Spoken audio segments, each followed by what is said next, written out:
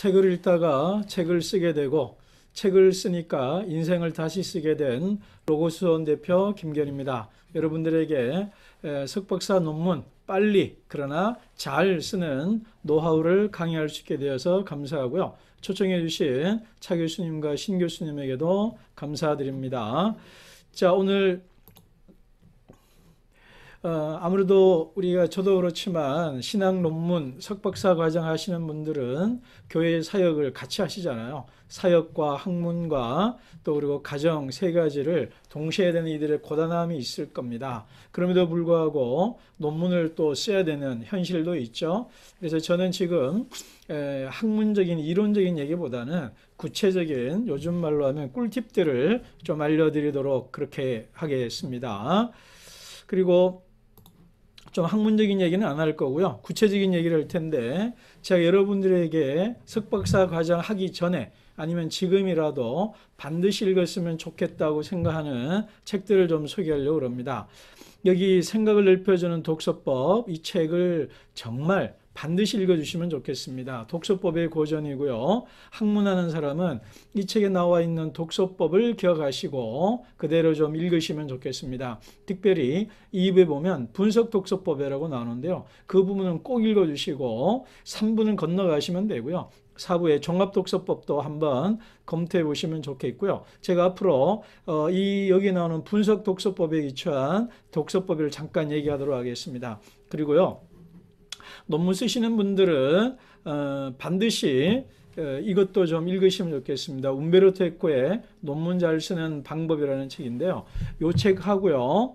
그 다음에 다음 소개하게 될 영어 논문 바로 쓰기 학술 논문 작성법인데요.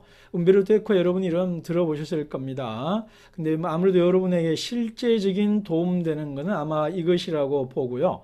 근데 여기에 지금 제가 3판을 갖고 있는데 4판이 나온 게 있습니다. 근데 이 저자들이 같은 분이에요. 그래서 그 유명한 시카고 트리비언 양식이라고 그래가지고요. 요 책이나 요 두 권 중에 한 권을 보면 좋겠고, 요 책의 요약이 일부라고 보시면 됩니다. 그리고 요 뒤에 만약에 한 세대가 시카고 방식으로 각주나 인용을 한다면 요 책은 꼭 좀 읽어보셔서 1장에서 한 12장까지 보시면 논문 작성하는 아주 구체적인 것들이 많이 담겨져 있습니다. 그래서 여러분 꼭 좀 봐주시기를 부탁드리겠습니다. 자, 그 다음은요, 글 쓰는 구체적인 방법에 관해서는 제가 쓴 이제 요 책에 나온 기본적인 덩어리로 제가 얘기를 하도록 하겠습니다. 제가 쓴 책인데 요거 한번 보시고요.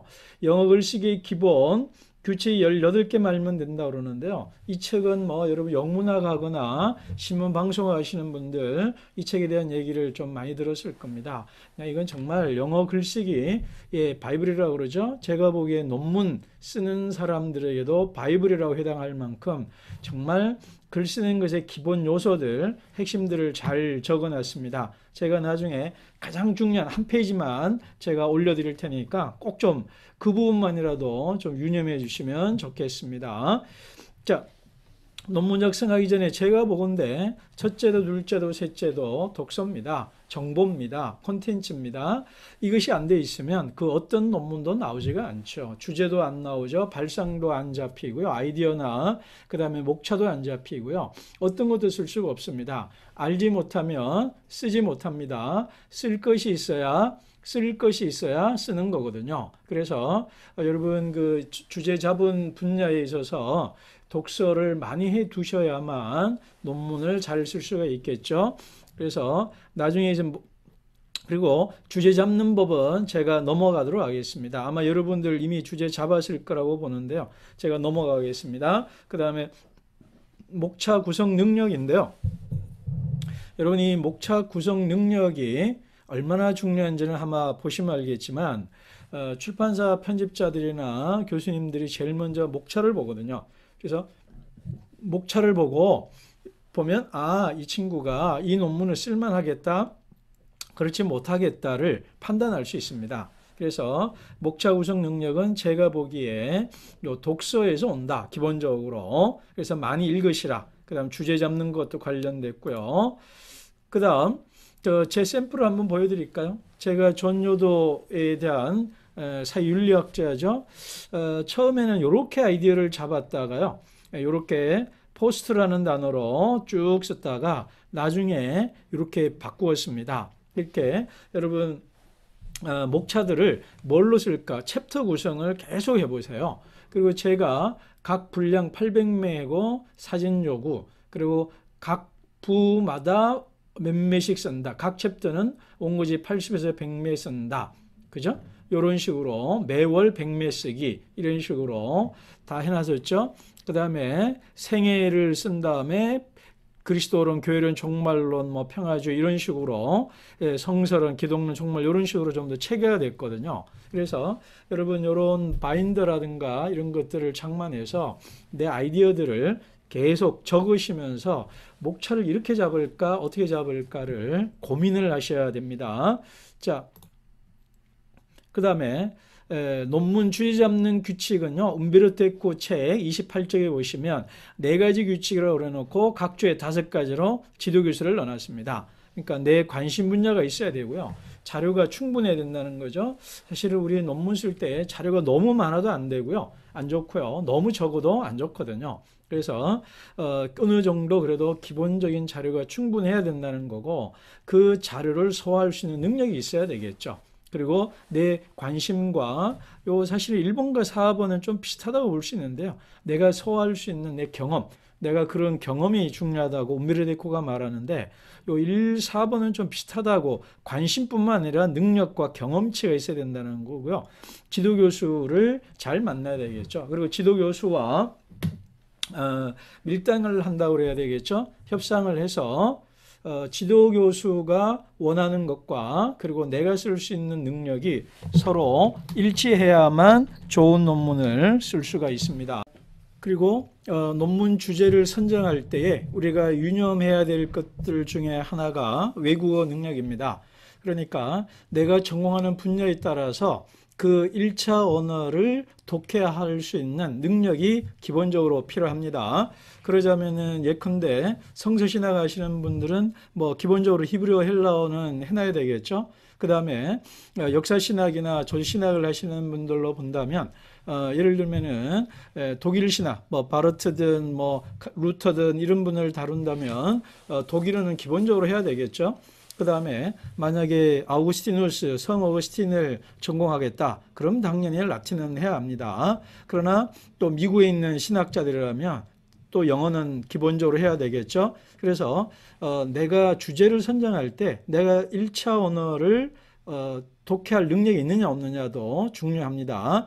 그 다음에 보통 석사나 박사 논문을 쓰는 기간을 움베르토 에코에 하면 최소 6개월 이상 최대 3년 이하 안에 끝낼 수 있어야 한다라는 겁니다. 내가 주제를 잡을 때 뛰어난 학자들도요, 결국은 6개월 정도 걸린다 그럽니다. 그러니까 논문 하나 쓰기 위해서 읽고 또 생각하고 정리하고 쓰는 과정이 학술 논문 같은 경우에 한 6개월은 걸립니다. 그러니까 어떤 경우 한두 달 만에 끝낼 수도 있거든요. 근데 그런 경우는 이미 연구가 되어 있는 경우죠. 아이디어와 연구가 되어 있는 경우이니까 그런 거고요.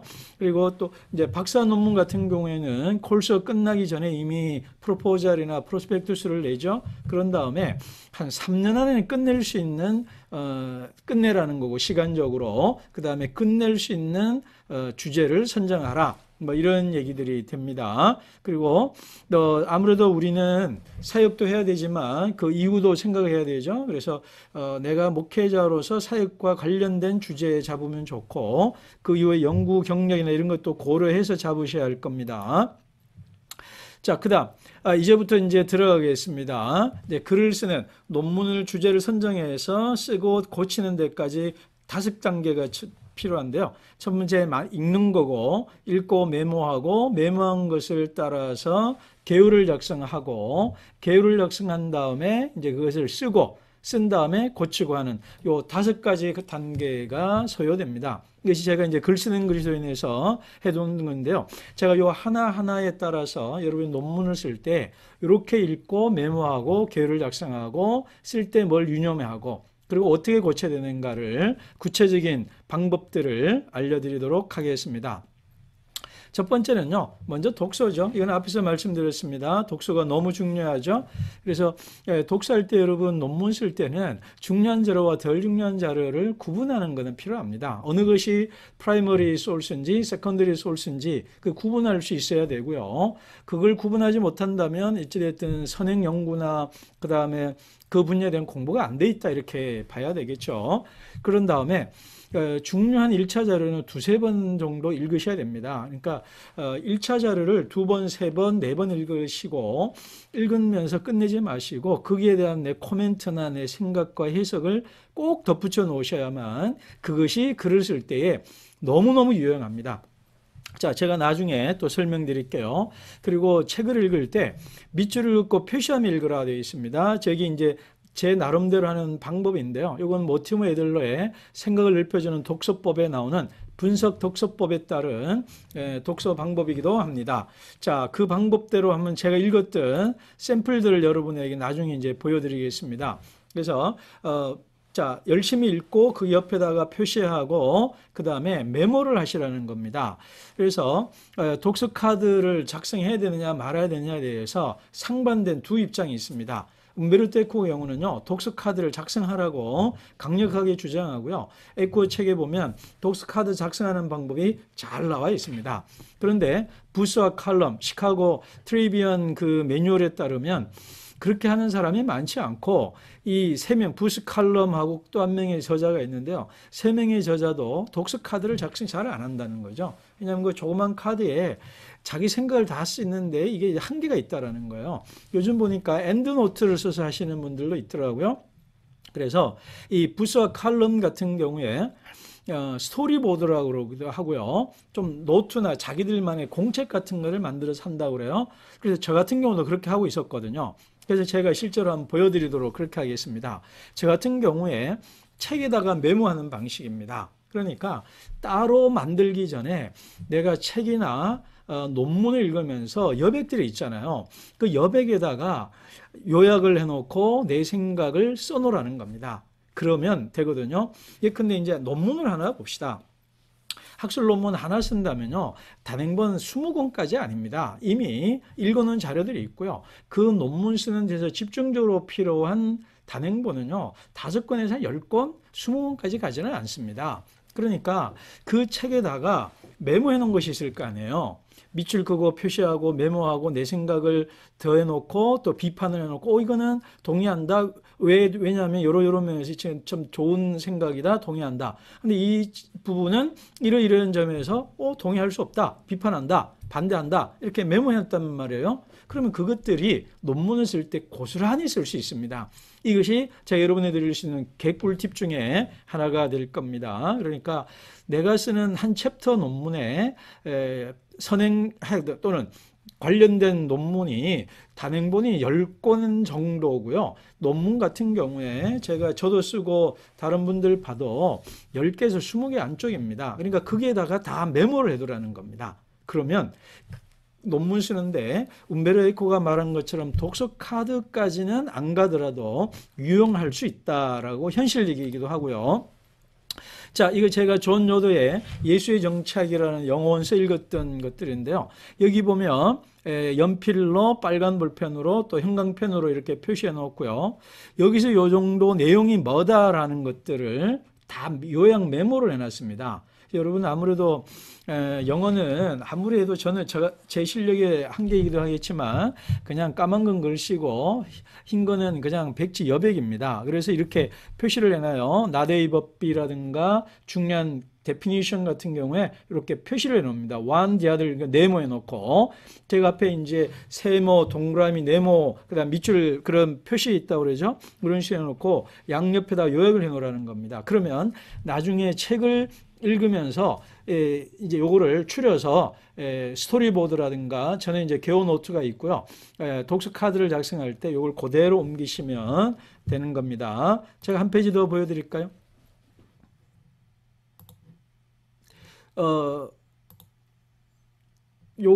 요거는 이제 그 C.S. 루이스의 순전한 기독교입니다. 이렇게 쓰는 다음에 그 다음에 여기 보시면 반대한다라고 제가 써놨어요. 왜 반대하는지에 대한 이유가 있거든요.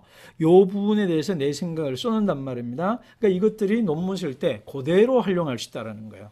그래서 이렇게 밑에다가 미리 옆에다가 이렇게 내 생각이나 동의하는 생각, 반대하는 생각을 써두시라. 그러면 그것이 논문 쓸 때 그냥 그대로 옮겨 써놓으면은 몇 문단을 쓸 수가 있거든요. 한두 페이지, 한 페이지 쓸 수 있단 말입니다. 그러니까 책을 읽고 표시하고 그때그때 메모해 놓으라는 겁니다. 그리고요, 이런 것도 그 자리에서 바로 생각을 나서 써야지 나중에는 그 생각을 잃어버리거든요. 여러분 그런 경험 많지 않습니까? 야, 멋있는 생각이다. 그런데 막상 쓰러가면 그걸 뭔 생각이 했었지? 그 내용이 생각이 안 나잖아요.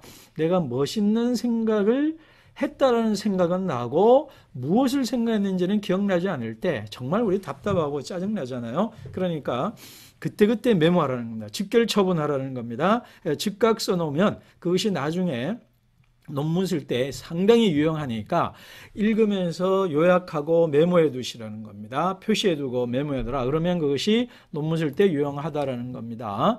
그 다음 저 같은 경우에 제 옆에다가 쓰고요. 또 앞쪽에다가도 많이 씁니다. 이렇게 뭔가 막 생각이 나잖아요. 근데 여백에 쓰기는 양이 작아요. 그러면 앞에다가 놓고 이렇게 막 계속 쓰는 겁니다. 자, 또 보세요. 이렇게 지적 설계라는 뎀스키 책에 대한 좀 비판적 읽기를 하는 내용인데요.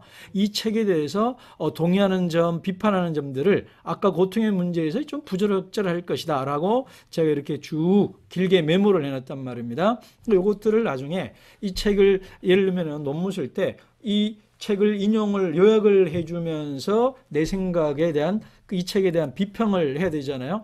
이 제자는 이렇게 말을 하고 있는데 이런 면에서 이 지점은 좀 문제가 있다, 한계가 있다, 오류가 있다, 틀렸다, 뭐 이런 거를 비판을 하잖아요. 코멘트를 하잖아요. 요걸 그대로 활용하시면 됩니다. 그러니까 쉽게 빨리 잘 쓸 수가 있는 방법입니다. 그러니까 요 옆에다가 이렇게 이제 여백에다가 쓰기도 하고 책상의 간지에다가 이렇게다가 이제 백지가 많잖아요. 앞에 한두 페이지 있고 뒤에도 한두 페이지 있습니다. 그걸 활용하라는 겁니다.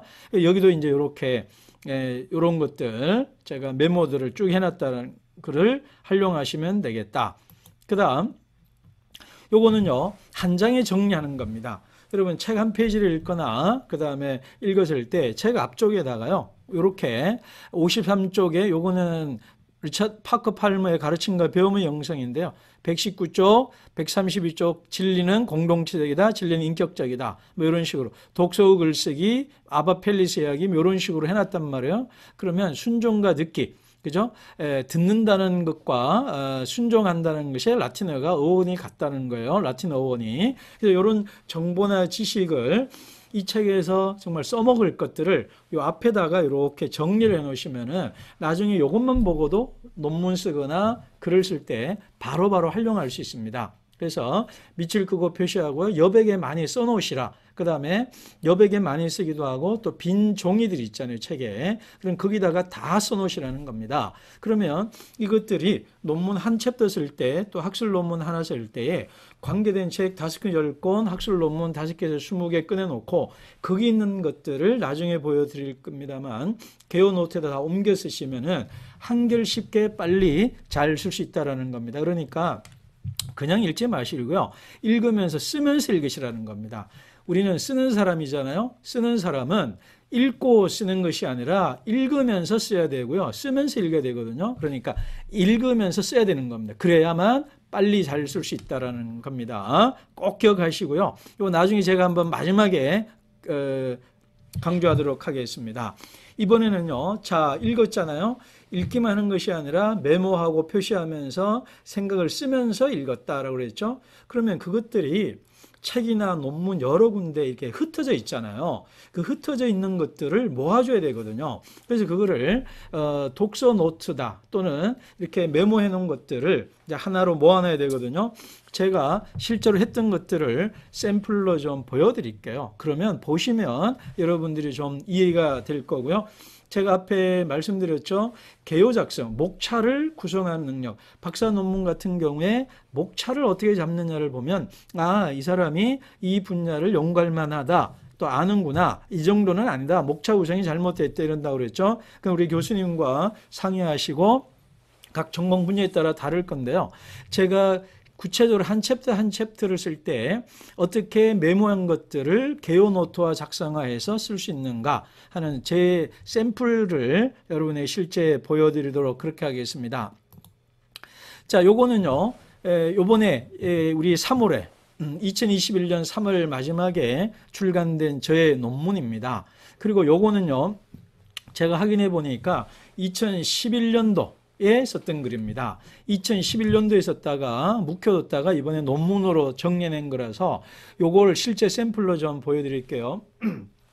일단은 존 뉴딜 국가론을 다루기 위해서 제가 먼저 아이디어들을 막 털어넣는 겁니다. 내가 알고 있는 사전적인 정보가 있잖아요. 여러분 이 글 쓸 때 아무것도 모르는 못 쓰잖아요. 그러니까 존 뉴딜의 국가론을 쓴다. 그러면 어떤 책, 어떤 논문이 이 책을 쓸 때 프라이머리 소스다. 1차 자료가 될 거다라는 것들이 있고요. 그 다음에 기본적인 아이디어들이 있잖아요. 요런 내용, 요런 걸 써야 되겠다. 그래서 이 사람이 국가를 보는 데 있어서 성경적인 맥락이 있고 역사적인 맥락이 있고 교회론적인 맥락이 있고 정사권세 맥락이 있고 뭐 이런 몇 가지 측면이 제가 사전 인포메이션이 있죠. 있지 않으면 절대 못 씁니다. 그래서 다시 서두로 돌아간다면 독서와 연구가 선행되지 않으면 결코 쓸 수 없다는 말이 또 이래서 나오는 겁니다. 그래서 그런 것들을 저는 요즘 요거는 이제 프랭클린 플래너로 쓰던 때고요. 지금은 이제 3P 바인더를 씁니다. A5.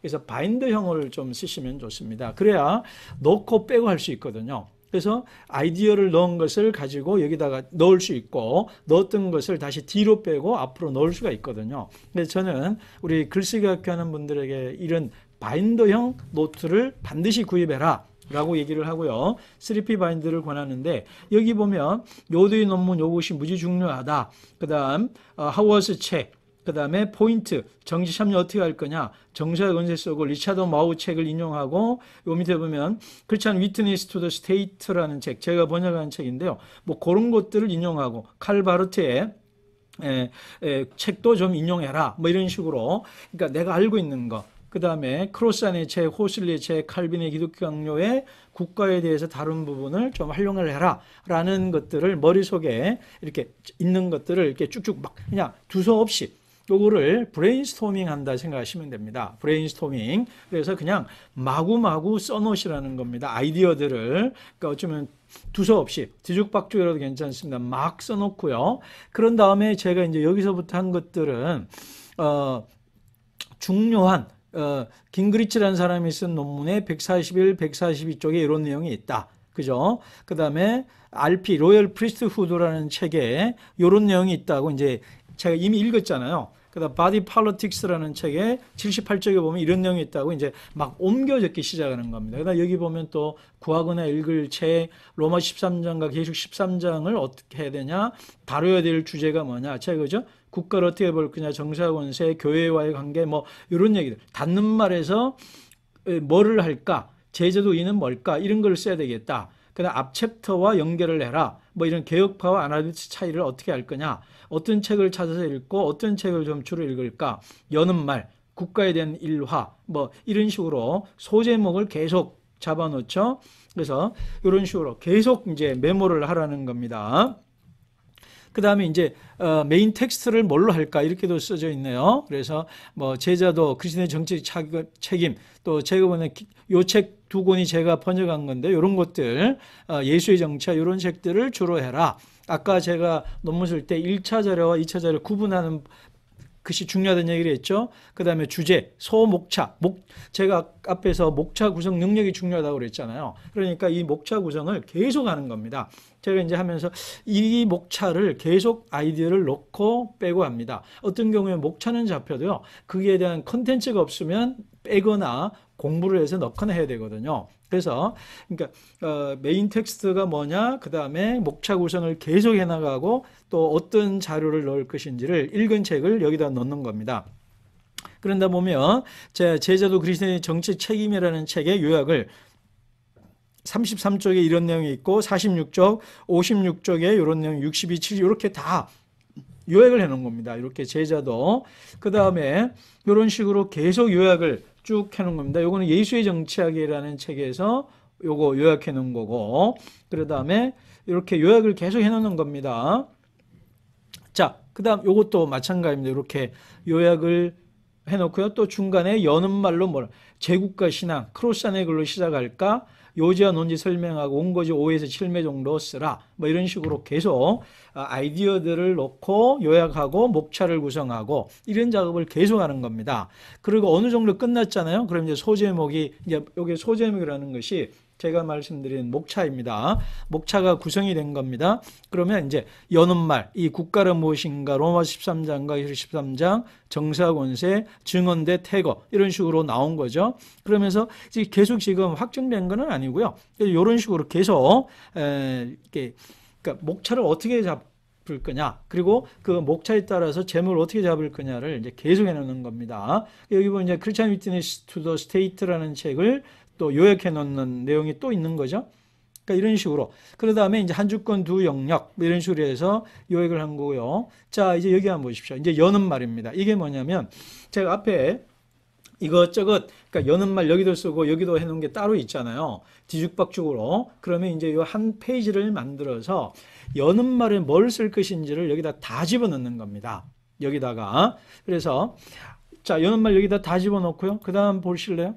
그 다음 한전제 두 영역 해줄 때 관에 들어갈 정보들 앞에 요약해 놓거나 아이디어 쓰는 거 있죠. 그것들을 요 한 페이지에다가 다 집어넣으라는 겁니다. 그 다음 한주님 두 방석 창조대 보존 논리 요거다가 다 집어넣으라는, 이러면 요게 논문 하나의 한 소제목이 되는 겁니다. 여러분 대략 요것들이요, A4 한 장에서 한 두 장 정도 분량의 글을 쓰기 위한 것들. 여기 보면은 제자도 몇 페이지 몇 페이지, 그 다음에 레데콥이라는 학자, 뭐 크레이거 카트에 대한 얘기, 뭐 이런 식의 얘기들이 이 안에 다 들어가 있는 겁니다. 자, 그런 식으로 계속 정사권세 얘기 들어가 있죠. 이런 식으로. 그 다음에 인용 사용할 자료들, 특별히 내가 좀 빼먹었다 싶은 것들 다시 또 모아놓고요. 개요 제작성하라. 이렇게 다시 아이디어를, 목차를 다시 만들고 있죠. 그 다음에 국가론의, 그 다음 교회론과 연결, 이런 식으로 계속 쓰는 겁니다. 여기 앞에 보면 추가할 것도 있었죠. 네, 이거를 추가해라. 그래서 이런 식으로 해놓고, 자, 요거를 펴놓고요. 그대로 집어넣기만 하면 됩니다. 여러분, 맨 나중에 다시 한번 강조할 텐데요. 이런 거 할 때, 이렇게 개요를 작성했죠. 자, 일단은 독서했죠. 정말 중요한 얘기들입니다. 독서했죠. 독서하면서 메모했죠. 메모한 것을 개요 노트에다가 이제 3P 바인드에다가 다 집어넣은 다음에 그것들을 정돈해야 되겠죠. 소제목에 맞게 소제목 위에다 쓰고 그 아래다가 다 그 앞에다가 흩뿌려 놓은 것들을 일목요연하게 정리를 한 다음에 그것을 옆에 컴퓨터에 올려놓고 이것들을 그냥 다 집어넣는 겁니다. 이게 중요합니다. 이러면 빨리 쓰고 잘 쓸 수 있어요. 여러분 한번 상상해 보십시오. 첫 문장 쓰기 위해서 썼다 고쳤다 지웠다 보통 몇 번 하십니까? 많이 하실 거예요. 그러니까 첫 문장부터 쓰는 사람을 제가 글쓰기학교 알거나 설교 쓰기 지도할 때 항상 하는 말이 있습니다. 첫 문장부터 쓰는 나는 바보다 바보다 바보다 3번 하십시오. 이렇게 웃자고 하는 소리인데요. 왜 그러냐면 첫 문장부터 써지는 경우가 많지가 않거든요. 그럼 어떻게 하냐? 써지는 부분부터 쓰라는 겁니다. 써지는 부분부터 쓰라. 그 말은 뭐냐면 개요 노트에 되어 있는 거를 일단은 다 집어넣으십시오. 아래 한글에다가. 그러면 첫 문장 쓰기 위해서 있던 화면과 개요에 있는 것들을 다 집어넣었을 때 이 두 화면을 머릿속에서 상상해 보십시오. 비교해 보십시오. 집어넣은 거는 화면에서 반 이상 들어가 있고요. 쓴 것 같아요. 많이 쓴 느낌을 줍니다. 그래서 다 쓴 것 같은 느낌까지 줘요. 그래서 조금만 더 쓰면 되겠구나 이런 생각이 드는데 이걸 두고 그냥 첫 문장부터 계속 쓰다 보면요. 안 써지고 고쳐지고 하다 보면 우리 스트레스 받고요. 나는 못하는가 보다라는 또 자괴감 들고 하거든요. 그러지 마시고요. 이미 개요 노트에 돼 있는 거를 무조건 아래 한글에 집어넣어라. 그러면 빨리 쓸 수 있습니다. 그 다음 또 이게 왜 중요하냐면요. 개요 노트 있는 거를 옮겨 적다가 보면 써져요. 그러면 쓰는 겁니다. 그죠? 그러니까 예를 들면 요 부분을 제가 집어넣었단 말입니다. 요 부분을 그러다 보면 그냥 써지는 거예요. 그러면 쓰는 겁니다. 그냥 달리는 거예요. 그러면 빨리 쓸 수 있습니다. 그리고 잘 쓸 수 있습니다. 근데 요거를 나중에 쓰겠다? 그때는 이미 feel이 떨어지는 겁니다. 감이. 그러니까 감이 올 때 써지는 부분부터 쓰라라는 겁니다. 자, 다시 말합니다. 개요노트 있죠? 개요노트를 정리했죠? 정리한 것을 일단 집어넣어라. 집어넣으면서 뭔가 써지면 그냥 써버리십시오. 그러면 빨리 잘 쓸 수 있다. 자, 그 다음입니다. 자, 이제는 이제 써야 되겠죠? 처음에 읽죠? 메모했죠? 메모한 것을 개요로 구성을 해야 되겠죠? 구조를 짜고 목차를 만들고 그것들을 집어넣고 이제 쓰기 시작합니다. 제가 여러분에게 쓰는 것 관련해서 4가지 강조를 좀 하려고 합니다. 할 게 너무 많은데요. 그냥 제일 강조하고 싶은 건 이 문단 쓰는 법입니다. 그 다음에 요것들 좀 간단하게 좀 제가 요거는 우리 2번과 3번, 4번은 우리 스님들이 교수님들께서 또 얘기해 주실 거라고 믿고요. 문단 쓰는 법에 좀 더 초점을 맞추겠습니다. 그 전에 제가 앞에 영어 글쓰기 기본이 있었죠. 여기서 룰 9에서 18번까지 그러니까 요것만 아시면 되는데요. 10개. 근데 제일 중요한 게 제가 지금 말씀드린 게 룰 9입니다. 요거 한 단락이 우리 제가 말한 한 문단입니다. 그래서 한 문단에 한 화제만을 다룬다. 그런 주제문을 시작할 때 쓰라. 그리고 주제문에 맞게 마무리해라. 능동태, 긍정문. 요것들은 좀 보시고요. 제가 강조하고 싶은 게 룰 9와 10입니다. 그래서 여러분 요것만이라도 좀 사진 찍어 놓으셔서요. 요것들을 좀 보시면 요 34쪽에서 76쪽 정도까지만 보시면 여러분 문장 쓰는 법에 대한 가장 기본적인 것들은 할 수 있습니다. 근데 이게 좀 샘플을 봐야 되겠죠. 그래서 제가 조금 설명을 조금 더 드리도록 그렇게 하겠습니다. 첫 번째는요. 문단이 뭐냐를 봐야 되는데요. 성경 해석에서 가장 중요한 거는 문맥, 컨텍스트라면 글쓰기에서 가장 중요한 것은 패러그래프, 문단입니다. 한 단락입니다. 그래서 이 문단을 잘 써야 됩니다. 그러니까 여러분 우리 자꾸 문장을 잘 쓰려고 그러는데요. 문장을 잘 쓰려고 하지 마시고 문단을 잘 써야 좋은 글을 쓸 수 있다. 좋은 글은 문장이 아니라 문단이다 라는 겁니다. 그러면 문장이 뭐냐? 아까 스트렁크 2세가 말했죠. 한 문단은 한 단락은 하나의 화제만 다룬다. 저는 한 문단은 하나의 생각입니다. 그래서 한 문단 안에 한 가지 생각만 들어가시면 돼요. 한 가지 사건만 넣으면 됩니다. 그런데 제가요, 글쓰기 첨삭해보고 설교 쓰기를 설교 쓰기 학교 하면서 첨삭을 많이 해보거든요. 그런데 한 문단 안에 몇 가지 생각이 들어가 있어요. 그러니까 산만하기 이럴 데가 없습니다. 그래서 내가 무엇을 말하는지 나도 모르고 읽는 독자나 설교를 듣는 청중이 그리고 내 논문 읽어주는 교수님께서 읽기가 어려워지는 겁니다. 무슨 말은 알겠는데 무슨 말을 하는지 잘 이해가 빨리 안 들어와요. 그 이유는 뭐냐면 문단 쓰기가 안 돼서 그렇습니다. 그래서 그러면 한 문단은 한 가지 생각만, 한 가지 사건만 쓴다. 자, 그렇다면 특별히 우리는 이제 신학 쪽은 사건보다는 이제 생각을 쓰는 거죠. 그러면 어떻게 쓰면 좋겠냐? 일단 2갈식으로 쓰십시오. 그러니까 한 문단에서 하고 싶은 말을 제일 서두에 쓰라는 겁니다. 자, 우리가 뭐 2갈식, 미갈식, 양갈식, 중갈식 뭐 이런 얘기 많이 들었죠. 아까 앞서 이제 스트렁크 2세도 말을 했지만 내가 쓰고 싶은 말을 제일 위에 첫 문단의 첫 줄에 쓰라는 겁니다. 이게 안 써지면은요, 내가 무슨 말인지 내가 모른다는 얘기고 내가 무슨 말 하는지를 모르면 청중은, 독자는 더 모르는 겁니다. 그래서 반드시라고 하겠습니다. 뭐 예외도 있습니다. 그러나 일반적으로는 2갈식으로 쓰는 것이 학술 논문에서는 정말 중요한 글쓰기 노하우입니다. 그런데 그러면 구체적으로 2갈식으로 문단의 첫 문장을 2갈식으로 쓰라는 거죠. 어떻게 하면 문단의 첫 문장을 2갈식으로 잘 쓰냐? 5단어로 쓴다고 생각하시면 됩니다. 그러니까 내가 쓴 문단의 단락의 첫 문장이 5단어로 쓴다 생각하시면 돼요. 가끔 이런 질문을 해요. 6단어 안 돼요? 그래요. 되죠. 7단어도 되고요. 8단어도 됩니다. 그 말은 뭐냐면 첫 문단의 첫 문장을 분명하게 쓰라는 겁니다.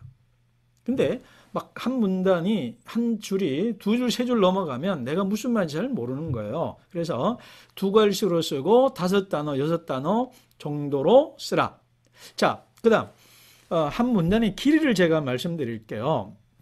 여러분, 여러분이 논문을 읽거나 학술 서적을 읽을 때 힘들었던 기억 경험들이 있을 거예요. 그 중에 하나가 뭐냐면 한 페이지가 한 문단인 글을 읽을 때 읽기가 참 어려워집니다. 그러니까 이게 좀 끊어지지 않아지니까 한 문단이 너무 길다 보면 따라가는데, 호흡이 길다 그러죠. 너무 길으면 따라가기가 어려워요. 그러면 생각을 놓치게 되죠.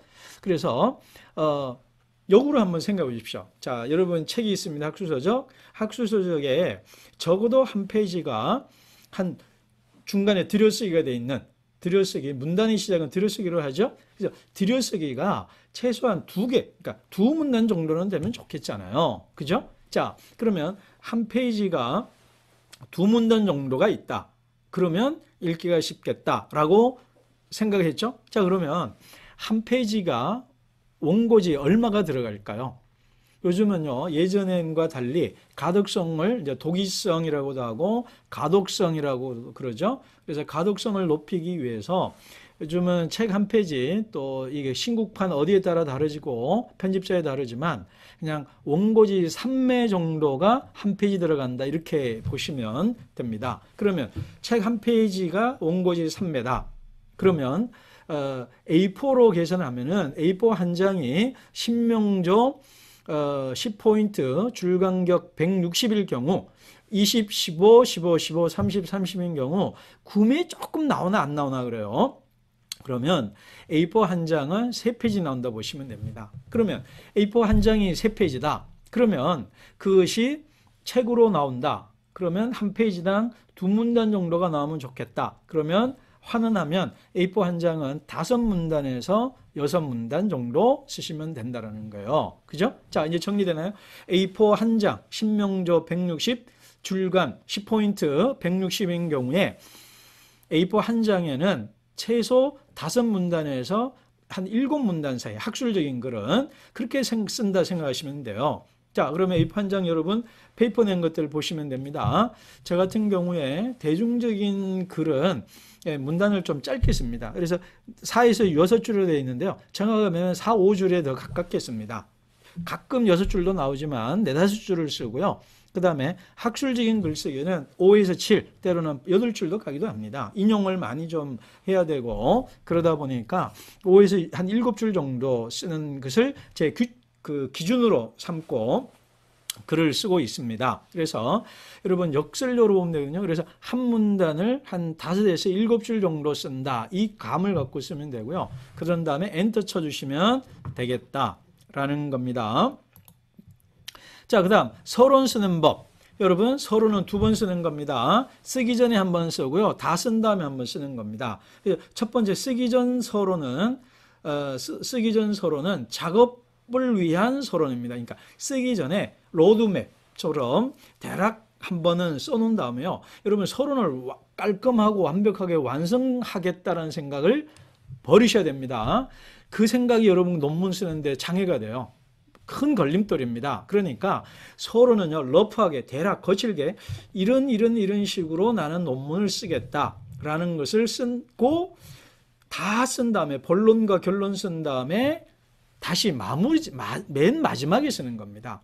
그래서 작업을 위한 서론을 쓰고 완성된 그 서론을 가지고 쓴 다음에 다시 쓴다라는 겁니다. 그래서 본론 쓸 때요, 틈틈이 작업 서론, 작업을 위한 서론을 틈틈이 보시면서 이제 수정도 하시는 거예요. 그리고 그 서론을 보고 본론도 쓰고, 그래서 마지막에 쓴다. 그 다음에 부스와 칼럼이면 전체 한 10% 정도 쓰면 된다고 그래요. 그러니까 책에서 한 10% 정도 쓰면 된다는 감을 갖고 쓰고, 자, 맨 마지막에 쓴다는 겁니다. 작업을 위한 서론을 먼저 쓴 다음에 완성된 서론은 맨 마지막에 쓰라. 처음부터 쓰지 마라. 그 다음 서론 쓰는 거, 이건 우리 교수님들께서 다 얘기하셨을 테니까 저는 그냥 넘어가도록 하겠습니다. 서론 틀에다가 집어넣는 겁니다. 그래서 부스와 칼럼, 이분들이 얘기가 뭐냐면, 여러분 논문은 창의적이잖아요. 그러나 형식은 전통적입니다. 논문은 나만의 아이디어가 있어야 되잖아요. 나만의 주장, 나만의 컨셉, 그거는 독창적입니다. 그러나 구조와 형식은 전통적이고 일반적인 포맷을 따라가셔야 합니다. 그것은 우리를 옥죄는 것이 아니라요, 내 창의적인 생각을 잘 담아주는 그릇이 되는 거기 때문에 기본적인 구조와 포맷이 있습니다. 그걸 반드시 지키시는 것이 좋겠다. 그 다음 요 부분은 인용하는 법, 요게 아주 중요하거든요. 그래서 여러분 요 두 책 꼭 좀 보시고요.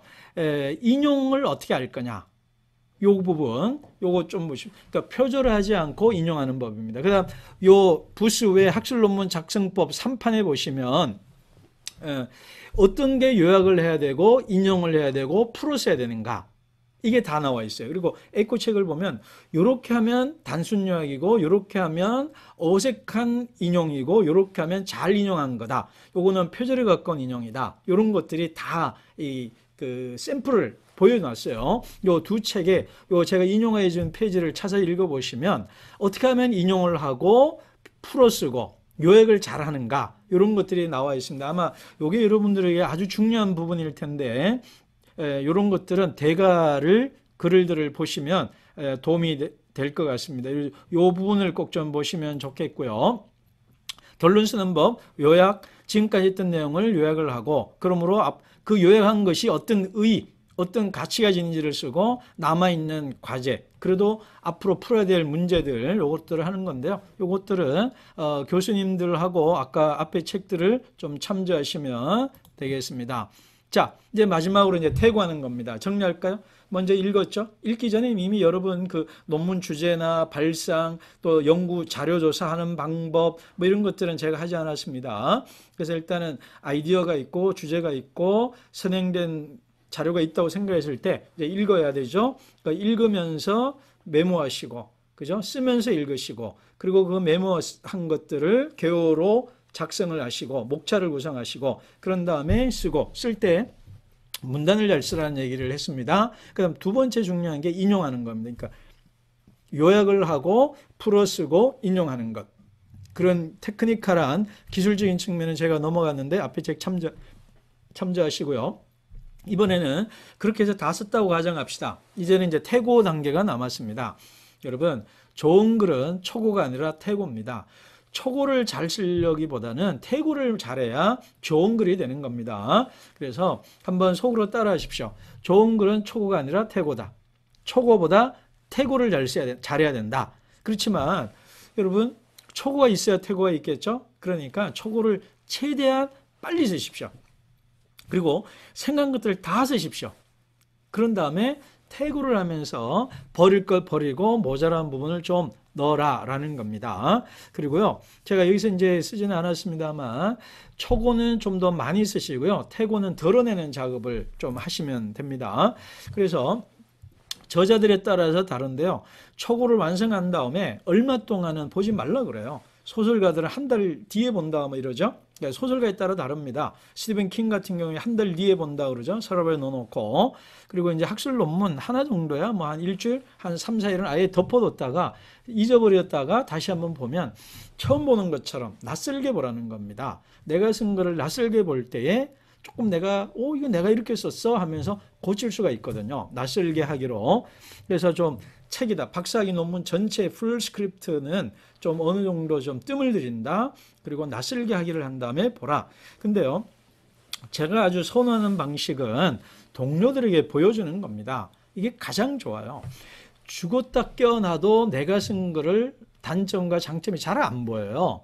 단점이. 그런데요, 내 동료나 선배나 후배에게 보여주면요, 기가 막히게 찾아냅니다. 문장 이상한 것부터 내용에 비약이 있는 부분, 또 결여가 되어 있는 부분, 중복이 되어 있는 부분을요, 나는 안 보이는데요, 선후배나 동료들은요 잘 보입니다. 여러분, 내 거는 안 보이는데 남의 게 보이잖아요. 마찬가지입니다. 나는 못 보는데 남은 보거든요. 그래서 제가 하는 방식은요, 항상 출판하기 전에 책을 쓰면 한 200에서 300페이지짜리 책을 쓰면요, 그것을 한 5명에게 보여줍니다. 그러면요, 빨간 볼펜으로 다 체크를 해요. 문장 이상한 거, 내용이 이상한 거, 중복되는 거, 여기에 이런 내용이 들어있는데 빠져 있다라든가, 그 다음 여기 어떤 책을 읽으면 목사님 이 부분을 좀 더 좋은 내용이 넣을 수 있습니다, 이런 것들을 다 알려줘요.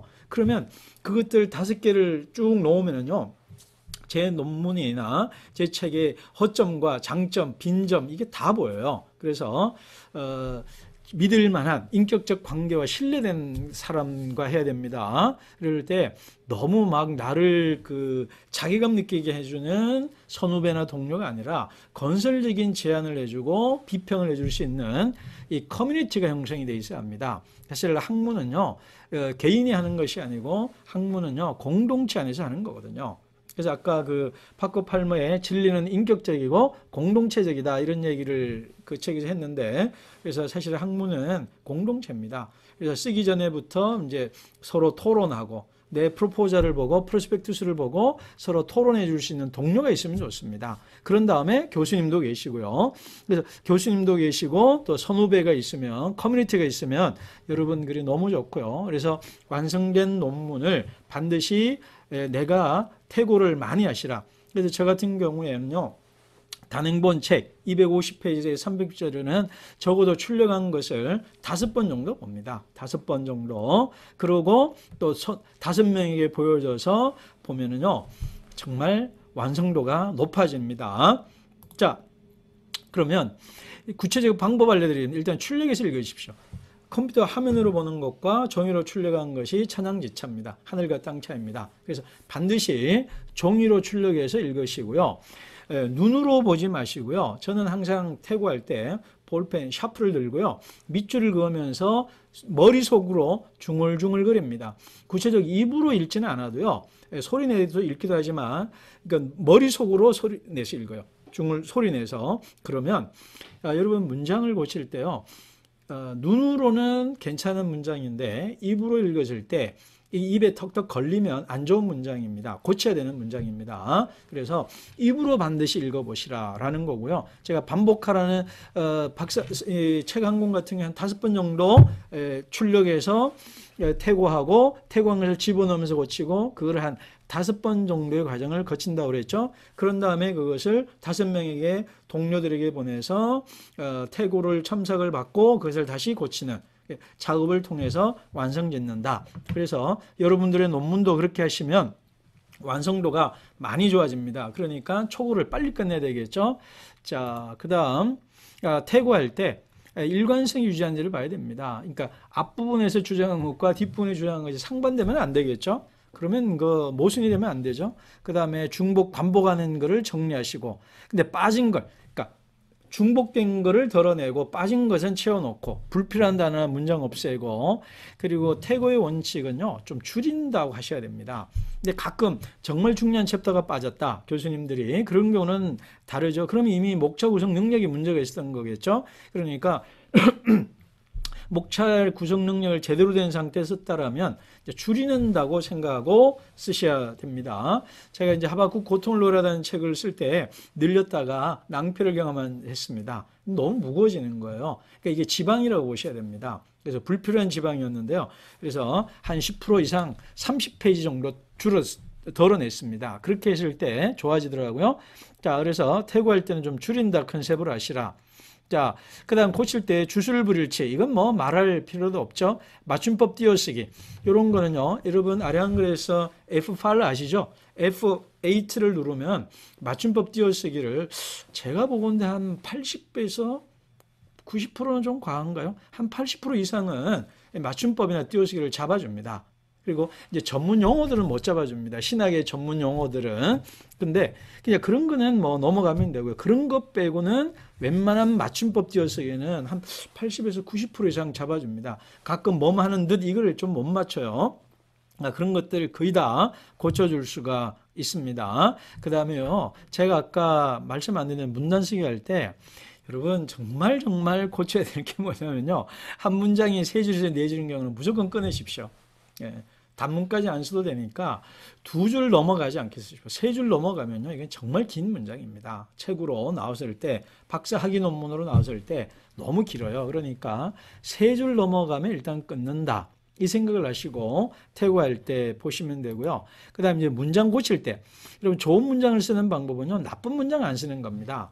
그러니까 좋은 문장 쓰려고 노력해도 돼야 되겠지만 내가 쓴 것 중에 나쁜 것, 불필요한 지방이나 기미, 잡티를 제거해주면 깨끗해지고 좋은 글이 될 수 있습니다.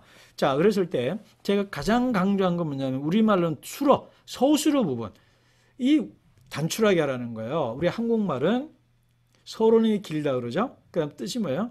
끝이 짧아져야 됩니다. 그래서 쭉쭉 늘어나요. 뭐뭐 하였던 것이었다는 것이다. 이런 식의 말아요. 그래서 여러분 문장을 고칠 때 특별히 수로 부분, 서술어 부분을 심플하게 하라. 그러면 글이 좋아진다. 세 줄 그린 것을 끊어주시고, 자, 뒤에 불필요한 말들이 많아요. 그래서 것이다가요, 너무 많습니다. 그래서 여러분, 지금 제가 여기 써놓은 것들을요, 종이 논문이나 이미 페이퍼 낸 것들을 볼펜 하나 들고요, 체크해 보십시오. 그러면 아마 뻘겋게 될 거예요. 빨간 볼펜 들고, 것이다만 밑줄을 그어 보십시오. 그 다음에 의외로 뭐뭐 할 수 있는 수 있다가 많아요. 근데 요 수 있다가 없이 동사를 그냥 앞에 있는 걸로 동사를 사랑한다로 하면 되는데 사랑할 수 있다 이렇게 돼 있거든요. 사랑한다로 끝내란 말입니다. 그렇게 해서 동사로, 그러니까 아까 그 부스와 칼럼에 의하면 논문 쓰는 법이 뭐냐면 명사로 끝내지 말고 동사로 끝내라 그래요. 여러분 우리 한국 사람들 명사로 많이 끝냅니다. 명사를 끝내면 문장이 어색해져요. 동사로 끝내라 라는 거예요. 그리고요 정말 많이 쓰는 게 이겁니다. 뭐뭐 하는 것 같다. 여러분 오늘 하루 중에 제일 많이 쓴 말이 이걸 겁니다. 좋은 것 같아. 좋아가 아니라 좋은 것 같아 이러거든요. 말할 때는 괜찮은지 몰라도 논문이나 글을 쓸 때는 되도록이면 피해야 될 말입니다. 근데 주의하실 게요. 줄이거나 피하라는 거지 쓰지 말라는 건 아닙니다. 자, 줄이라는 겁니다. 너무 많이 쓴다는 거예요. 그 다음에 생각한다. 예를 들면은 이 책은 참 좋은 책이라고 생각한다. 이 책은 참 좋은 책이다 하면 이미 그게 생각한다, 느낀다는 내 평가 들어가거든요. 그러니까 불필요한 경우가 많아요. 그리고 접속사도 불필요한 경우가 많고 줄이고요. 한 문장에 같은 단어를 되도록 2번 쓰지 말기. 이 책은 참 좋은 책이다. 2번 쓰잖아요. 앞에 있으니까 쓰지 말란 말입니다. 그 다음에 한 문단에 같은 단어를 너무 많이 쓰지 마라. 좀 다양하게 바꿔보시라. 수동태를 능동태로 바꾸라. 같은 조사 을 이러면 안 읽힙니다. 그 다음 한 문장 세 줄은 무조건 고치라. 이런 것들 앞에서 했던 얘기죠. 자, 이제 다시 정리하겠습니다. 독서의 중요성, 그 다음 개요 작성하는 데 시간을 많이 쓰라. 그러면 빨리 쓸 수 있습니다. 근데 쓰는 걸 자꾸 먼저 하다 보면요 안 써져요. 자꾸 엉뚱한 데로 갓길로 새길로 갑니다. 그러니까 개요 작성하는데 시간을 많이 들이시라. 그 다음 문단 쓰기 잘하고요. 초고는 빨리 끝내고요. 그래서 빨리 끝내는 법 뭐냐고요? 앞에서 얘기했습니다. 개요 노트를 미리 집어넣고 써내려 가라. 그 부분 제가 얘기했고요. 여러분 제일 좋은 거는 지도 교수님이 오케이 해야 논문 통과하죠. 그러니까 교수님을 이용도 하지만 존중해줘서 이게 밀당한다고 그러죠. 밀고 당기기를 잘해가지고 빨리 끝내시고요. 논문은요 기간 안에 끝내는 것이 최고입니다. 논문 쓰는 제일 원칙이 뭔지 아세요? 빨리 쓰는 겁니다. 기간 안에 빨리 쓰는 거고요. 그 다음에 두 번째가 잘 쓰는 것입니다. 그래서 여러분 빨리 잘 쓰셔야 되겠고요. 이런 것들을 유념하면은 여러분들이 갖고 있는 기본적인 아이디어와 공부한 것들을 잘 담아내서 잘 쓰실 수 있을 것입니다. 여러분 석박사 논문 쓰기에 도움이 되었으면 좋겠고요. 훌륭한 연구자, 훌륭한 목회자 되시면 좋겠습니다.